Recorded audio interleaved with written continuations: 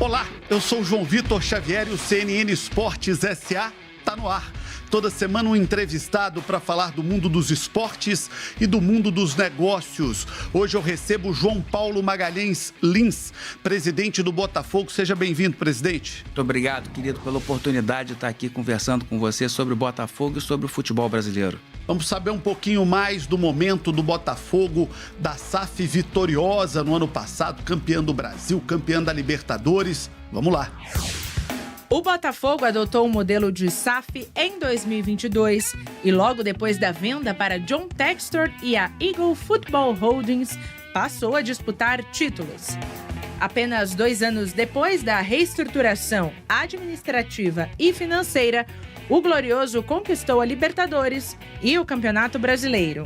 Depois desses 2 grandes títulos, que tiraram o clube de um longo jejum, a associação passou por sua primeira eleição após a entrada na era da SAF.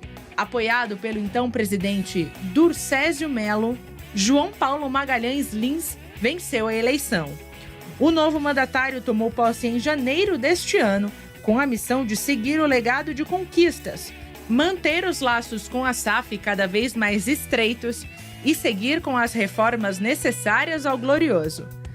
João Paulo é o convidado do CNN Esportes S.A. e vai projetar o que espera de seu próprio mandato, da temporada do Botafogo e também do Mundial de Clubes. Presidente, o senhor foi eleito presidente do Botafogo no final do ano passado, talvez no momento mais glorioso da história do clube. Queria saber como é que está o fogão, como é que está o Botafogo nesse momento.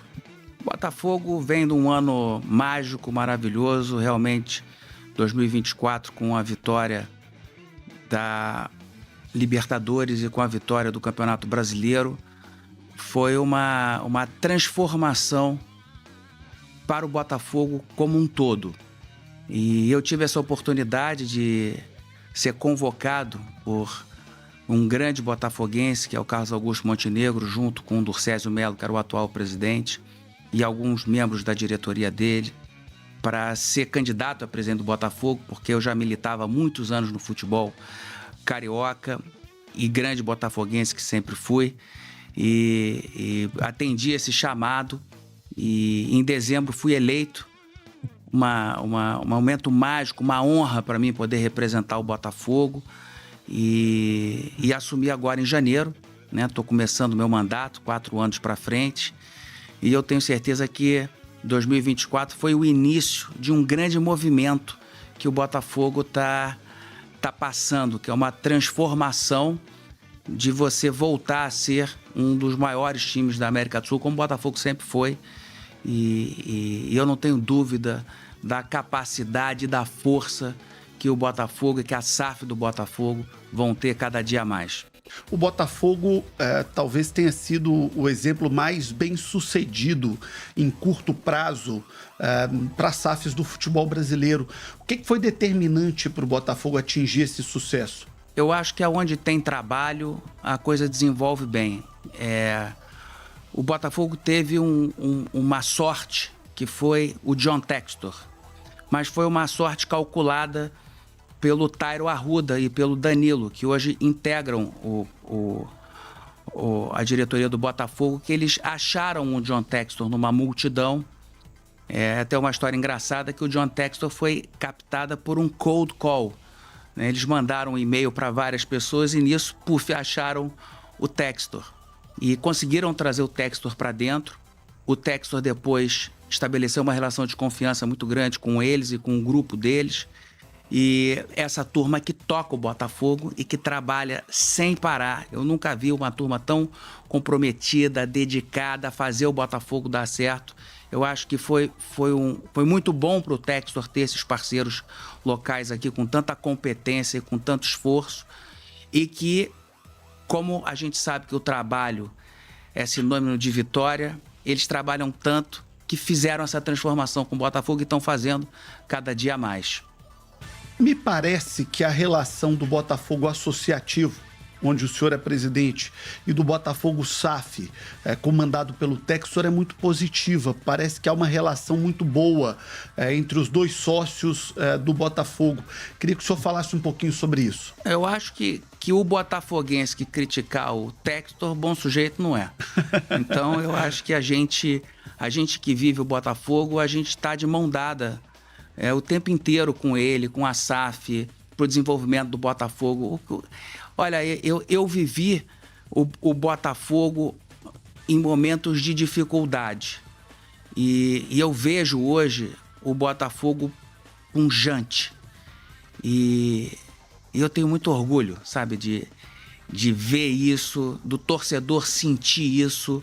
É uma diferença muito grande. Então, eu acho que nós todos botafoguenses, né, nossos 6 milhões de torcedores, nós estamos de mão dada com o Textor e com a SAF. Como é que é o dia a dia dessa relação Botafogo-Associação, Botafogo-SAF, no que diz respeito à sua relação pessoal como presidente do clube, com o Textor, com o Tairo, com os dirigentes que tocam a SAF do Botafogo? A minha relação é a melhor possível, é transparência absoluta para os dois lados, parceria, amizade, sinceridade, um sempre tentando ajudar no que pode o outro, muito respeito. O Textor, ele é um botafoguense. Esse camarada, ele virou Botafogo. Eu acho que até os outros times da Eagle Holding, se ouvirem eu falar isso, vão ficar com ciúmes. Mas ele é absoluta, ele é investidor do Lyon, investidor do Crystal Palace, investidor do Clube da Bélgica, mas ele é coração alvinegro. Eu não tenho a menor dúvida. Então, eu acho que o relacionamento é muito bom, será muito bom, agora comigo, no futuro com outro. E quando você tem uma mesa recheada de botafoguenses de boa intenção, o relacionamento é o melhor possível. Até para o torcedor que está em casa entender, a SAF ela é muito nova ainda no futebol brasileiro. Qual é o papel no dia a dia da associação, qual é o papel da SAF e aonde elas se encontram nesse processo? A SAF, no caso do Botafogo, e assim em outros clubes que também fizeram, a SAF faz o controle e toca o dia a dia do futebol.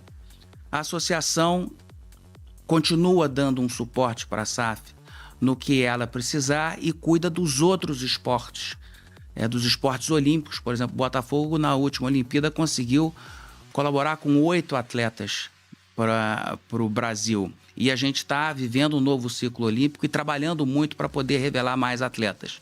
Então, a associação cuida, no meu caso do Botafogo, do ciclo olímpico, além de apoiar a SAF, e também das atividades sociais dos sócios proprietários do Botafogo. Mas é óbvio que tem um papel também de fiscalização ali do trabalho da SAF, né? Porque até pela legislação, a SAF ela é obrigada a permanecer como uma sociedade em que o clube associativo tem um equity nesse negócio e vocês têm um assento também na direção do clube, né? Temos assento no Conselho Fiscal da SAF, temos assento no futebol da SAF, esse representado pelo Durcésio Melo, nosso ex-presidente, do qual todo botafoguense deve muito a ele, porque ele foi uma pessoa fundamental para poder trazer credibilidade para o processo em si. Ele teve uma afinidade muito grande com o Textor e isso ajudou com que o Textor se sentisse à vontade e investisse cada vez mais no Botafogo e no Brasil. Obviamente que ninguém faz isso sozinho. O Durcésio foi ajudado por uma série de botafoguenses ilustres, vários ex-presidentes, pessoas do judiciário importante, bons advogados, e que também trouxe esse conforto para o Textor. Mas o Durcésio foi uma figura-chave e continua acompanhando a SAF no dia a dia como essa figura, não como fiscal, mas como amigo, aliado, que nós todos somos. Quer dizer, o termo fiscal, ele realmente existe, mas eu não me sinto como fiscal, nem o Durcésio, nem o Pedro, que é o nosso conselheiro fiscal. A gente se sente como amigo, aliado, de mão dada, trabalhando para fazer dar certo, para poder construir esse Botafogo internacional, que é o que a gente quer. O Botafogo nos anos 50, nos anos 60, junto com o Santos, eram as grandes porta-bandeiras do futebol brasileiro, mundo afora. E agora você vê que, novamente, nós vamos ter oportunidade, com outros 3 times aqui do Brasil, de disputar a Copa do Mundo de clubes. E essa reconstrução da marca internacional do Botafogo é uma coisa muito importante e que está todo mundo trabalhando de mão dada para conseguir fazer. Inclusive, nessa reconstrução, uma das páginas mais bonitas foi a conquista da Libertadores em Buenos Aires, né? Porque chegou até a ser comentado por parte da imprensa que seria um jogo vazio, que Atlético e Botafogo não conseguiriam levar a torcida à Argentina. E nós vimos o maior estádio do continente hoje, que é o Monumental, lotado e lindamente preenchido pelas torcidas do Atlético e do Botafogo, e com a torcida do Botafogo sendo a maioria no estádio. Olha, eu acho que pouco se falou sobre isso, mas muito deve ser falado. O show que os brasileiros deram em Buenos Aires. 2 clubes gigantes do tamanho de Atlético e Botafogo, milhares de torcedores chegando no aeroporto, de ônibus, rodoviária, carro, de todas as maneiras possíveis. E algo tão pacífico, um clima tão acolhedor, os torcedores se encontrando, brincando uns com os outros, dos 2 times. Eu acho que foi uma coisa tão importante do futebol brasileiro, mostrou uma civilidade tão grande das torcidas, que eu, como militante do futebol, e no caso, na época ainda, candidato a presidente do Botafogo, fiquei muito feliz com o show que os 2 times deram juntos. Tem um ditado no interior de Minas que diz que quem casa com a viúva também herda os filhos, né? Então, o Textor, quando compra o Botafogo, ele recebe ali as glórias do Botafogo, ele recebe essa história linda do Botafogo, mas ele também recebe o passivo do clube, que pela lei da SAF tem que ser pago esse passivo em alguns anos. Como é que está esse trabalho de saneamento do Botafogo hoje? Olha, o Botafogo, com uma equipe muito competente, do vice-presidente geral, que é o Jonas, com o Eduardo Iglesias, que é um jovem promissor do futebol brasileiro, muito inteligente, é um camarada que vale a pena um dia vir aqui conversar com você, que tem uma visão de entender o futebol no todo e contrata todos os jogadores para o grupo Eagle, junto com um grupo lá do qual ele participa. Eles foram militantes para atacar a dívida do Botafogo. E eles atacaram com muita competência e diminuíram muito o passivo, fizeram boas renegociações. Foi muito importante para o Botafogo isso. E de lá para cá, o John Textor já conseguiu pagar quase 600 milhões de reais de dívida. Então, o Botafogo está com sua vida financeira absolutamente sob controle, caixa saudável.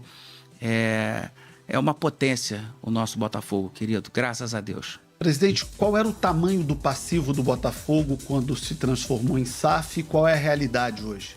Eu acho que o passivo do Botafogo é muito difícil você calcular, porque essas coisas sempre tem juros, tem isso e tal, mas o Botafogo, podemos dizer que, infelizmente, estava próximo de R$1 bilhão quando a SAF foi estabelecida. Hoje a gente deve estar em torno de uns 400. Ou seja, sob controle. O Botafogo está mostrando que há caminho de saída de um endividamento grande quando o projeto da SAF é bem feito. Olha, eu acho que todas as SAFs no Brasil, tirando o Vasco, que teve um soluço infeliz, né? O sujeito não conseguiu cumprir, mas o Pedrinho e a sua diretoria lá estão dando a volta por cima, e eu torço muito pro Vasco se restabelecer, que tem 10 milhões de torcedores, é um grande clube do futebol brasileiro. Eu acho que as SAFs estão caminhando muito bem. A do Botafogo teve a sorte desse grupo, que foi uma sorte que o John Textor é sortudo mesmo. Ele conseguiu um grupo muito competente de dirigentes. Então, eles estão deixando a coisa muito redonda, as coisas todas pagas, tudo ajustado. O Botafogo faturando, você imagina, quando o John Textor entrou, o Botafogo faturava 150 milhões de reais por ano. Eu acho que esse ano a gente passa da marca de 1 bilhão. O Botafogo tende a passar de 1 bi esse ano? Esse ano vai passar de 1 bi, porque premiação, participação no Campeonato Mundial. Então você vê 10 vezes mais, entendeu? Pode ser.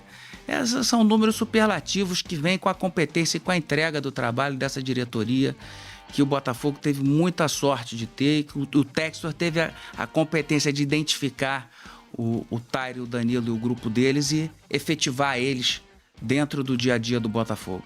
Eu queria contar aqui uma de bastidores. Eu tive a oportunidade de entrevistar o Textor aqui no CNN Esportes S.A. Quando da final da Libertadores em Buenos Aires. E eu fiquei absolutamente impressionado com o perfil do Textor. É um cara extremamente simpático, muito afável, agradável, de bom trato, né? Nós ficamos juntos quase 3 horas na tarde que antecedeu a final da Libertadores. Me chamou muito a atenção esse perfil de um boa praça, de um gente boa do Textor. Ele é um grande homem, um grande cara. E ele virou um super-herói brasileiro. E eu comento aqui com você que eu tive a oportunidade, o Botafogo, das boas surpresas que a gente encontrou lá, foi que o Botafogo tem, dentro de um dos núcleos dele, uma escola de samba. E o Botafogo desfilou no carnaval, na Sapucaí, abriu a Sapucaí. Que é algo sagrado pro carioca, um negócio espetacular. Né? E eu virei pro Textor, eu falei, querido, você não pode perder esse negócio do carnaval. Aqui é uma coisa espetacular, o samba, a alma do brasileiro. E o Textor veio pra avenida. Querido, o sucesso que ele fez, mas ele não fez sucesso só com os botafoguenses, não. Todas as pessoas de todos os clubes, todo mundo querendo parar ele, bater foto com ele. Aí vinha o vascaíno, pô, vem pro Vasco. Vinha o flamenguista, você tem que fazer alguma coisa bem pelo Flamengo, você tem que fazer uma coisa pelo Fluminense, todo mundo batendo foto. Mr. Textor. Ele é um cara tão gentil, tão maravilhoso, que ele cativou todas as torcidas, não só a do Botafogo, mas todas as torcidas. As pessoas admiram, respeitam, porque veio um grande trabalho que ele fez para uma marca centenária que é o Botafogo. Você falou num faturamento, e isso me chamou muito a atenção, de uma possibilidade de faturamento de 1 bilhão do Botafogo para esse ano. Mas como também você já disse aqui ao início do programa, o Botafogo vinha de anos muito sofridos, muito difíceis. O Botafogo, em algum momento, se tornou um clube com dificuldades severas de caixa, de estrutura, de pagamento de salário. Como é que o Botafogo está fazendo para recuperar esse atraso que tinha, em especial estrutural? Estou falando de CT, de departamento médico, de scout, de infraestrutura para suporte no futebol. Olha, o que a turma montou é state of the art, é a primeira linha para qualquer grande clube de qualquer lugar do planeta. Então já tirou esse atraso? Já tirou esse atraso. Obviamente que ainda tem melhorias que eles querem fazer. Eu até quando vou lá e converso com o Tário, eu falo, mas Tário, você quer melhorar onde? O Tário trabalha 24 horas por dia, não sei como é que ele aguenta.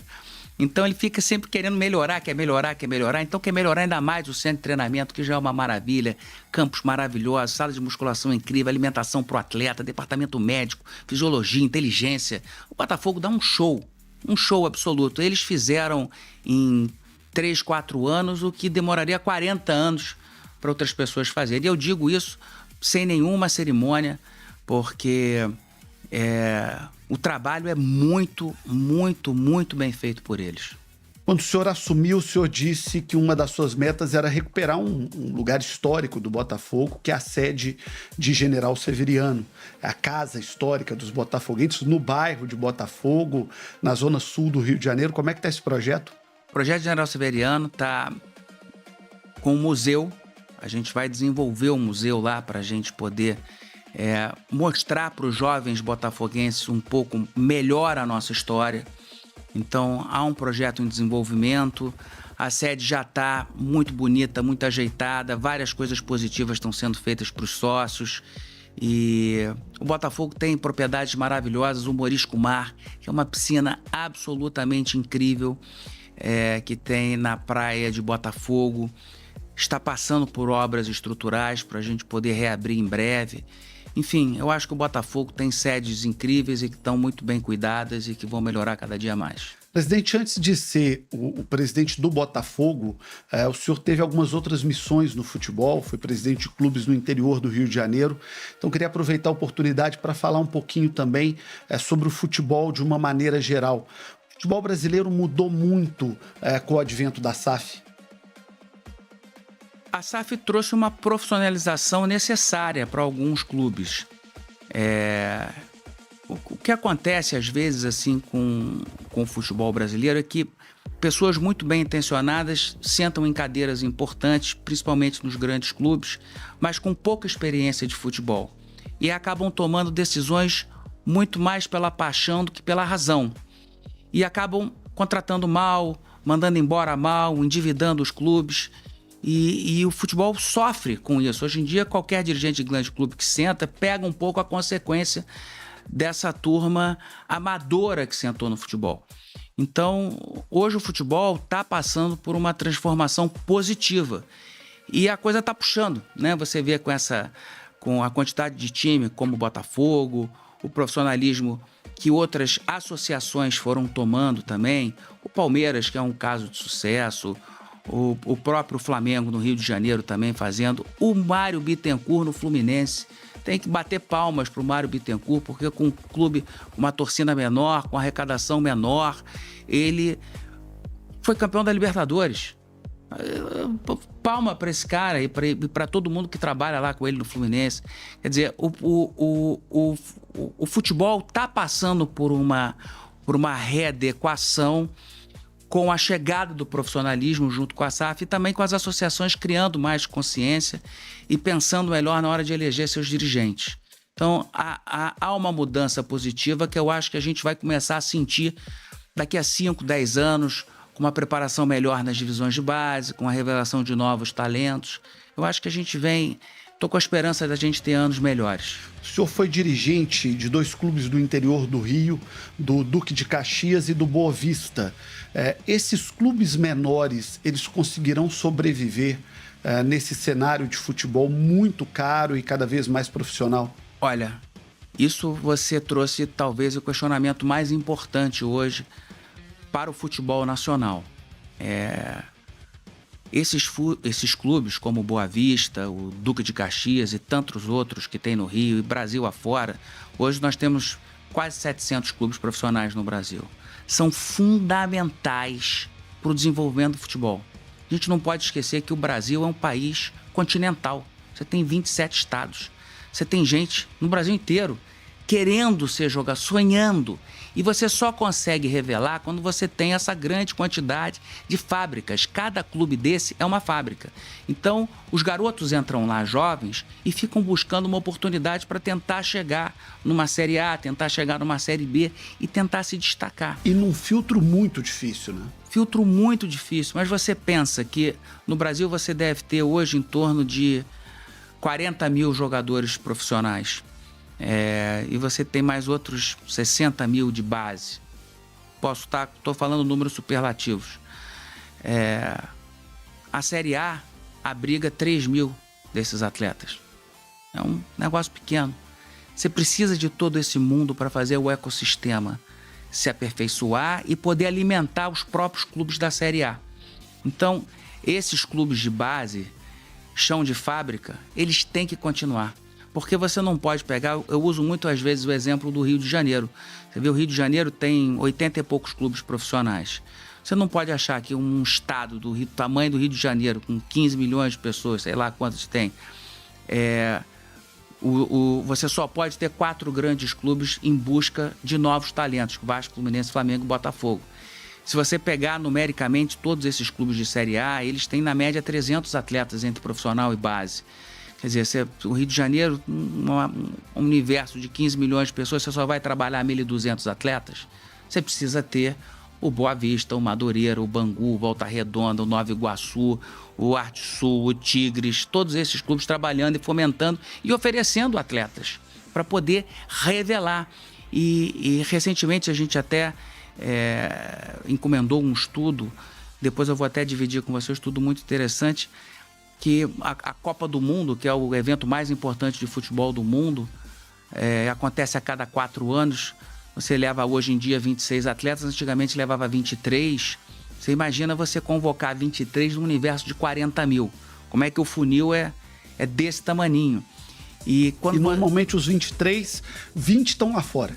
20 estão lá fora. Mas a grande maioria desses 23 jogadores que vão para as Copas começaram a sua carreira em pequenos clubes do Brasil.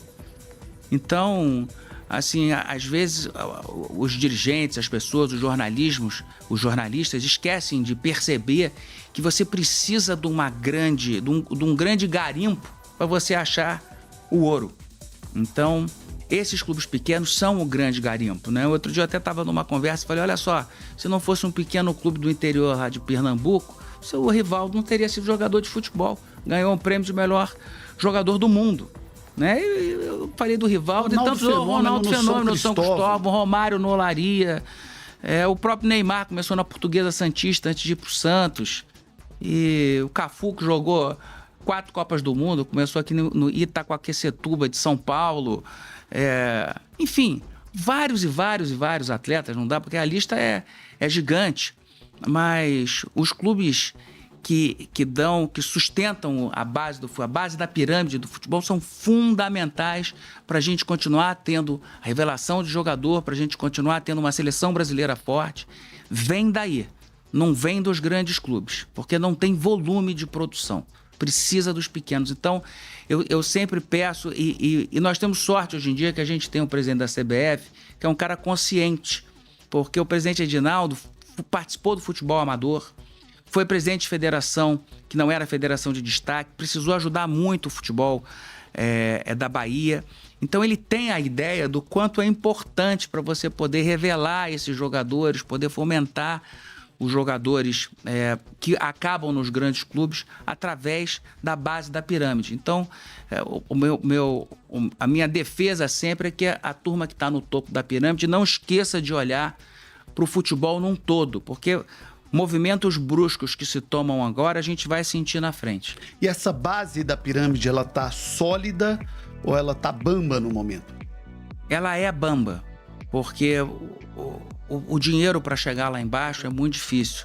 Hoje a gente, pela primeira vez, tem uma Série D, que a CBF incentiva, paga, é uma coisa muito positiva, ajuda também muito a Série C. A Copa do Brasil os tentáculos vão para longe e é uma possibilidade de vários times de vários estados poderem receber uma cota de ajuda para desenvolvimento do futebol.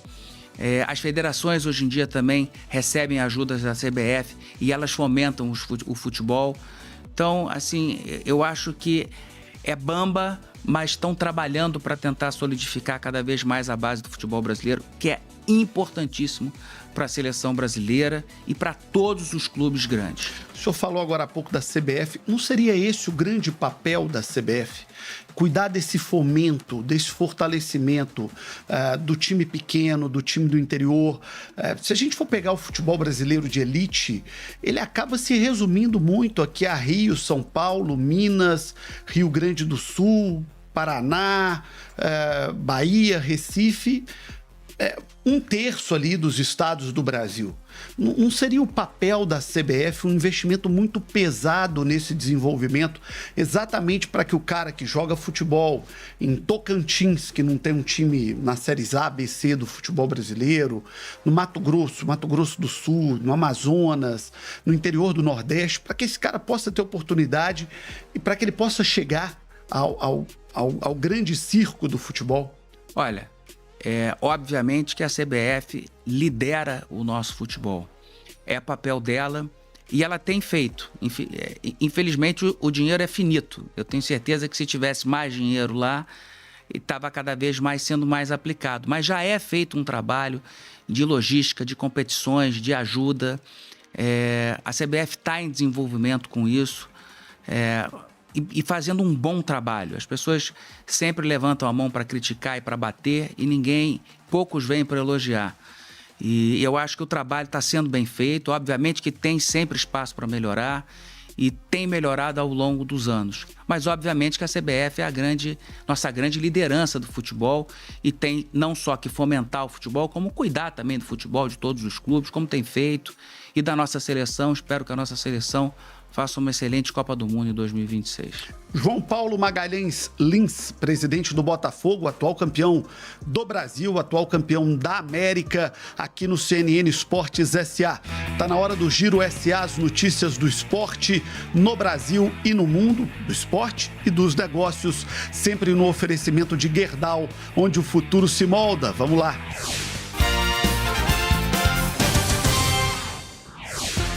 Oi, João, tudo bem? Vamos começar o giro de hoje falando do Santos, que tem uma nova patrocinadora master. O clube trocou a Blaze pela 7K, que é uma outra marca de apostas. O novo contrato é válido até abril de 2027 e tem duração de 2 anos. O patrocínio inclui não só o time profissional masculino, como também o feminino e o time de futsal. A gente vai seguir aqui falando sobre patrocínios, mas agora sobre uma rescisão. O São Paulo encerrou o contrato de patrocínio com a Viva Sorte. O vínculo era válido até o fim de 2026, mas acabou antecipadamente por uma decisão do próprio clube. A Viva Sorte estampava a região do ombro no uniforme do São Paulo. E aí o principal problema foi a Viva Sorte ter aberto a sua própria casa de apostas, o que causou um conflito de interesses, já que a Superbet, outra empresa desse ramo, é a patrocinadora master do São Paulo. E para encerrar, a gente fala de esporte olímpico, o esporte olímpico brasileiro, porque o COB lançou a Corrida Time Brasil, que é a sua primeira iniciativa aí no universo da corrida. A prova vai ser no aniversário do COB, no próximo dia 8 de junho, lá no Parque Olímpico, que fica na Barra da Tijuca, no Rio de Janeiro. E esse evento vai contar com 3 distâncias: 3, 5 e 10 quilômetros. Além disso, o COB anunciou a renovação do patrocínio da Medley.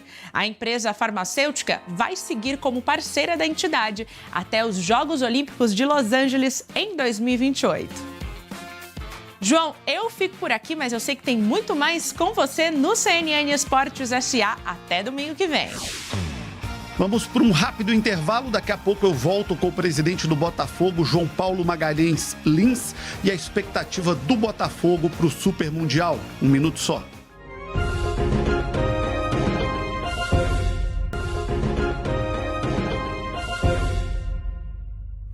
Estamos de volta com o CNN Esportes SA, hoje recebendo o João Paulo Magalhães Lins, presidente do Botafogo, que vai agora para o Mundial de Clubes. Como é que está a expectativa do torcedor botafoguense para a segunda participação do Botafogo no Mundial? Teve o Mundial do Catar em dezembro e agora o Super Mundial com as grandes equipes do futebol mundial. Como é que está a expectativa? O do Catar não foi, infelizmente, tão bom. A gente veio de uma batida muito pesada. O Botafogo jogou a final no dia 30 de novembro. Saiu correndo, teve que jogar um jogo no Porto Alegre. Não pôde comemorar, né? Não pôde comemorar. Final, não. O Campeonato Brasileiro fomos campeão no dia 8 de dezembro, e do estádio para o aeroporto. Então, a turma estava muito cansada e, infelizmente, o desempenho no Catar foi aquém da nossa expectativa. Mas absolutamente diferente agora. Em junho, nós vamos ter 3 jogos difíceis, né? Contra o Seattle e contra o Paris Saint-Germain e o Atlético de Madrid. Um grupo difícil, mas eu acho que a gente, com uma vitória ou um empate, passa para a próxima fase. E um detalhe, para o botafoguense vai ser um momento muito especial, porque como o Botafogo vinha daquela decisão da Libertadores, uma semana depois ganha o Campeonato Brasileiro, e aí já embarca da mesma noite para o Mundial, provavelmente o botafoguense não teve condição sequer de ir ao Catar assistir o time no Mundial de Clubes. Pouquíssimos puderam ir pela dificuldade da logística, do tempo, do prazo, de tudo que passou ali com o Botafogo. Então vai ser uma oportunidade, de fato, para o botafoguense poder acompanhar o time de perto. Não, com certeza. Eu acho que o Botafogo já está tendo uma procura muito grande de tickets para os jogos. O Brasil, né, os 4 clubes do Brasil, é o país que mais vendeu ingresso para o Mundial até agora. Então, eu acho que a torcida do Botafogo vai a peso. Temos 2 jogos em Los Angeles, que é um lugar maravilhoso para se conhecer. Tem muita gente que vai acabar fazendo turismo também por lá, mas vai ver... um pedacinho ali das férias do meio do ano. Exatamente, período de férias. Eu acho que vai ser um momento mágico, maravilhoso, importante. Botafogo botando a marca dele a nível mundial mais uma vez. E eu tenho certeza que a gente vai fazer uma grande participação. Presidente, é possível sonhar?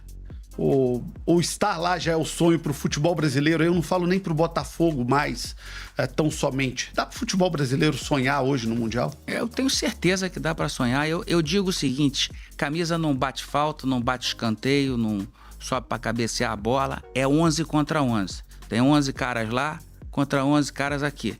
Eles não podem querer mais do que a gente. vão correr mais do que a gente. Não comem melhor do que a gente, não vão ter descansado mais do que a gente, não vão ter treinado diferente do que a gente.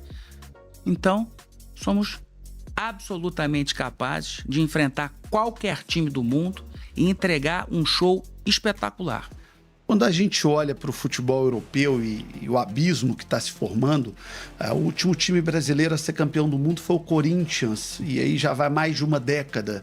De lá para cá, o futebol brasileiro não consegue mais jogar de igual para igual com as grandes equipes da Europa. Apesar do discurso motivacional ser bonito, a prática está diferente, está muito difícil para o futebol brasileiro, presidente. Eu acho que a gente não pode ter essa síndrome do vira-lata, de que o europeu está melhor do que a gente. Eu acho que o futebol brasileiro produz os melhores atletas do mundo, disparado.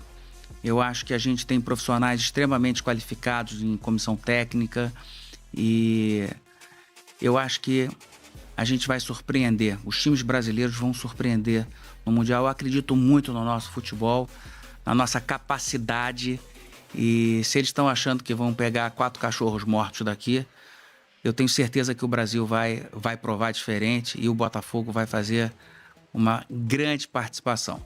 Quando a SAF se senta com a associação para discutir os projetos, o Botafogo pretende se reforçar mais aí para o Mundial. Eu sei que isso é uma responsabilidade da SAF, mas pelo diálogo que eu creio que é permanente, vem mais gente aí, vamos ter um Botafogo mais reforçado. Como é que o Botafogo está planejando essa janela do meio do ano? Eu acho que o Botafogo fez a maior janela da história do futebol brasileiro agora em janeiro. Contratou muito bem, bons jogadores, que eu acho que vão cada vez mais se entrosar e vão estar cada vez mais prontos. Eu acho sim que no meio do ano é possível que venha algum novo reforço. O Textor é uma caixa de surpresa positiva e feliz por torcedor do Botafogo. Então, acredito que possa vir. Especificamente, eu estou muito satisfeito com o time montado. Acho que o time vai cada vez mais se entrosar e vai melhorar. Mas reforço é sempre bem-vindo. Então vamos ver o que vai acontecer até lá. Presidente, o Botafogo hoje faz parte de uma holding mundial do futebol, a Eagle, né? O grupo do Textor, que tem aí o Olympique Lyon como outra grande bandeira, tem times aí mundo afora. Como é que vocês lidam no dia a dia, principalmente com a questão de governança, compliance, respeito do que é de quem?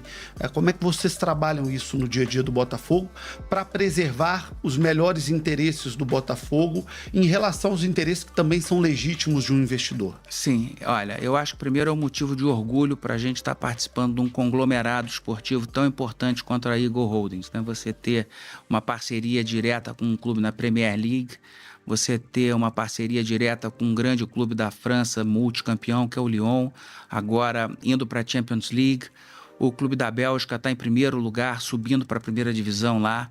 Então, para a gente é um motivo de orgulho a gente estar dentro de um ecossistema tão vitorioso e tão positivo como os clubes da Eagle. O que um clube faz para ajudar o outro, para apoiar, eu acho muito válido, porque o Lyon nos ajudou muito. Não podemos esquecer Almada, Luiz Henrique, isso tudo veio via Lyon para cá. E com certeza o Botafogo também ajudou o co-irmão, que é o Lyon. O melhor goleiro do campeonato francês estava aqui no Botafogo. Talvez o melhor meia hoje do campeonato francês é o Almada, também estava no Botafogo.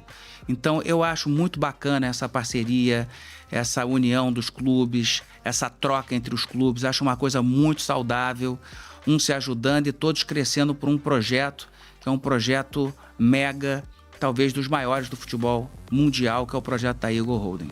Achei interessante um termo que o senhor usou, o senhor falou clubes co-irmãos. Então o botafoguense hoje, quando liga a televisão do campeonato francês, ele torce pro Lyon, quando liga lá na Inglaterra, ele torce pro Crystal Palace. Olha o luxo. O botafoguense hoje tem outros campeonatos para torcer? Lógico, a gente tem que torcer pelos clubes que são irmãos do Botafogo, e são esses. O Lyon, o Crystal, o clube da Bélgica. Então, eu fico muito feliz. Cada vitória do Lyon, eu vibro. E estou muito feliz que eles estão indo para a Champions League. Acho que isso é muito importante. Com certeza o Botafogo vai poder botar bons atletas lá para ajudar. O Lyon também vai poder contratar melhor e mandar atletas para cá. Então, eu acho que é uma simbiose muito legal.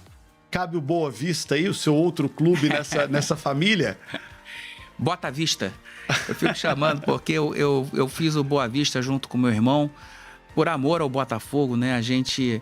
Aquilo foi uma extensão do Botafogo. Às vezes as pessoas não sabem, mas o Botafogo e o Boa Vista andaram juntos de tantas maneiras durante muitos e muitos anos. Então, para mim, falar do Boa Vista também, que é onde eu militei por 20 anos, é um motivo de orgulho. Foi o que me credenciou estar aqui como presidente do Botafogo agora. E o Boa Vista será sempre um Botafogo B. Então, vai estar lá à disposição com os novos gestores lá tocando. Eu torço muito pelo sucesso do Boa Vista, tenho muito carinho pelo Boa Vista. Boa Vista hoje é um clube da primeira divisão do futebol do Rio. O Boa Vista está há 21 anos na primeira divisão do Campeonato Carioca. Graças a Deus, até agora, nunca foi rebaixado desde quando subiu, em 2006. Faz bons campeonatos, revela jogadores e sempre apoia o Botafogo, e assim será. Presidente, obrigado pela entrevista e que seja um ano de muito sucesso para o Botafogo. Eu não sei se é possível ter algum ano de tanto sucesso como foi o ano passado para o Botafogo, que matou o Brasil inteiro de inveja. Mas, de toda maneira, muito sucesso para o Botafogo. Teremos. Muito obrigado pela oportunidade de estar aqui conversando com você na CNN. É uma honra poder falar sobre o meu Botafogo, que eu amo tanto, e sobre o futebol brasileiro. Muito obrigado, João Paulo Magalhães Lins, presidente do Botafogo, campeão do Brasil e campeão da Libertadores da América. O CNN Esportes S.A. teve um oferecimento de Gerdau, o futuro se molda. Até o próximo domingo, sempre com um convidado muito especial falando do mundo dos esportes e do mundo dos negócios. Um abraço e até lá.